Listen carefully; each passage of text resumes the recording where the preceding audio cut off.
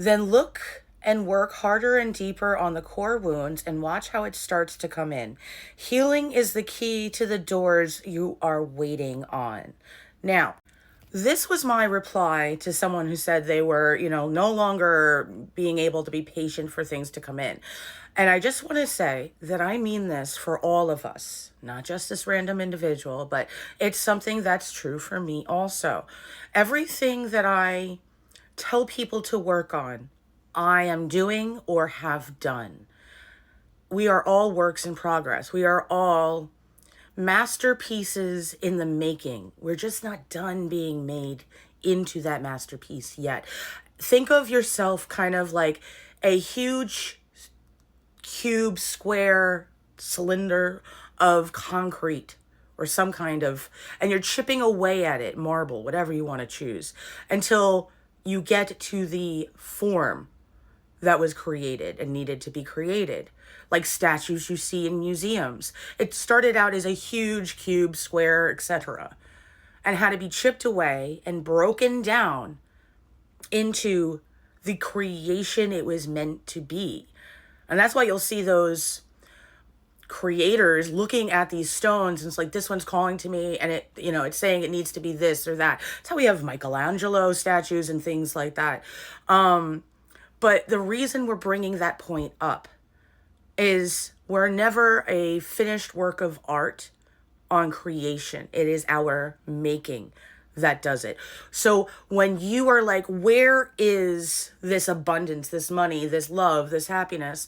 It's within, needing to be unlocked so you see it without you, around you, so to speak. And I mean that for me too. So when I'm talking about these things, I am letting you know, yes, we all have flaws. Yes, I am included in that. Yes, I'm working on these things as well. Core wounds, mother and father wounds, abandonment wounds, rejection wounds, neglect wounds, inner child wounds. That's what's sometimes called shadow work.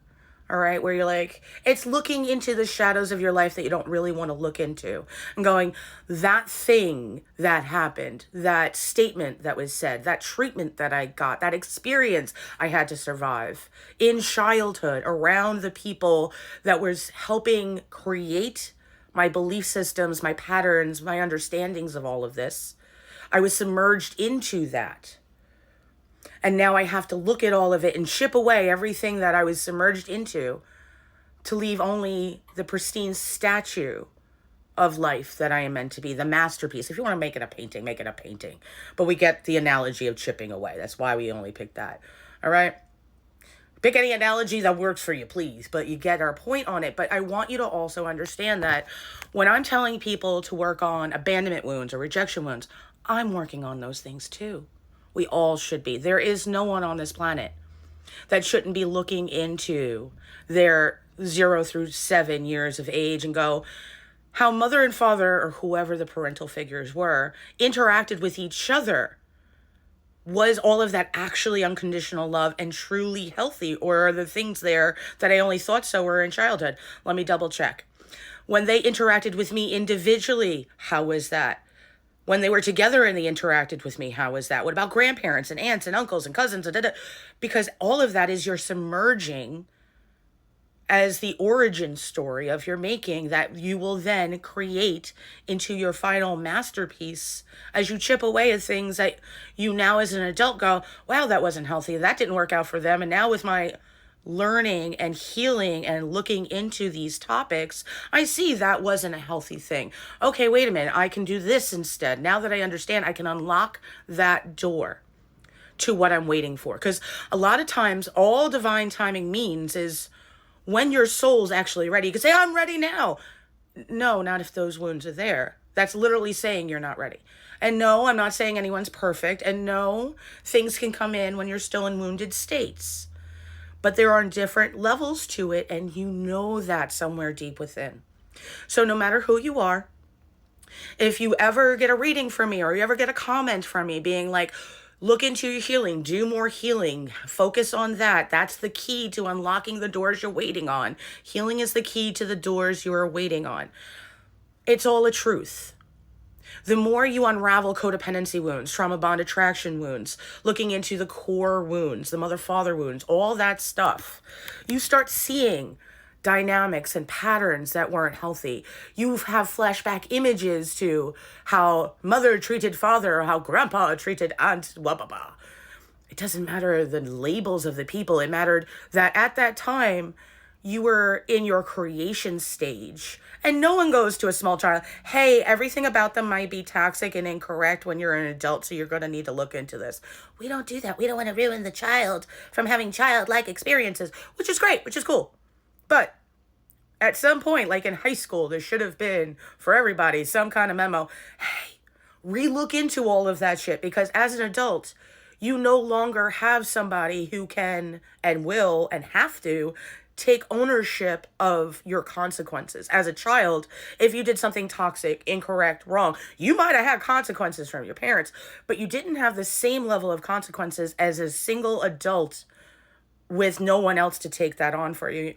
And you know what I'm saying in that way. So the more you look into that stuff, the more you chip away at the stuff that you were made to believe for one reason or another is a truth versus just an opinion of what a reality could be versus what your new understanding can be, will make all the difference in the world. So mother and father wounds are key, because it's not just, oh, mom was mean or this or that. It's all the feminines interacting as you were growing up, all the masculines. And it's not blaming any of them, although you can if you need to as part of your process, but it's going, all of this happened. That's what's making me be afraid of this and being worried about that versus having faith and trust that this is going to work out. X, Y, and Z, there's so much gamut of stuff there. But when you're like, I'm waiting and I'm waiting, how much longer should I wait? Honey, I know what you're talking about. We all have different doors that we haven't unlocked based on past, current life stuff, as well as previous life stuff. So not only is it your childhood and your current life experiences that you're clearing up, but it's the stuff that you got submerged into where your parents were just, info dumping without thinking the child was listening on the horrors that they lived through that you have submerged in, plus previous life and previous life vows that you have to clear up that are no longer good. All right. So as you're doing these levels, it's not necessarily I'm a horrible person and nothing's going to work out because it hasn't previously. It's no. Keep doing your healing. Keep unlocking and unraveling, because that's how you level up to a new perspective that unlocks doors that are up here. It's like a video game, and you got to climb your way up to the top to get to that little door so you get the prize at the end kind of thing. 757 as I say that. But please don't think ever that I'm saying things that I don't have to do, that I don't currently do, and that I haven't previously been working on also. Everything I talk about because I studied it in college. I have degrees in psychology, all right? I've been working in the field of, helping children and adults with wounds for over 30 years now, scary to say. And I've had to do my own healing work, my own counseling, where I got help from a counselor to help understand some things on unlocked doors. I did research online. So I'm telling people, go on Google and look these terms up. I did that for myself, and I still do that. When I say go watch certain videos or listen to LNL Awakening Light Language videos or Meditative Mind 417 frequency to clear energy, or I do all of these things for myself. And I know it works because of where I once was and how horrific a life I was having to what an incredible life I am building. And remember, they want you to remember, when you plant a seed, you don't keep digging it up to proof of growth. You wait and have faith, and you keep taking care of it, even if it takes months, sometimes years. You understand the analogy. So keep having faith, keep having belief. Remember, believing is seeing. What you're seeing has already been built on previous beliefs, all right? That's the misconception. So even when everything is like a dumpster fire around you, it sounds like you're lying to yourself, but you're reprogramming yourself and your reality and the universe to understand the new programming of the new belief to get you out of where you were to where you want to be. And that has to do with what you're saying and believing. Book a reading if you want. Half an hour reading comes with a Reiki session. We could get more into things. I love you. I just don't want you to think that I'm only telling people and not also doing it myself. I love you.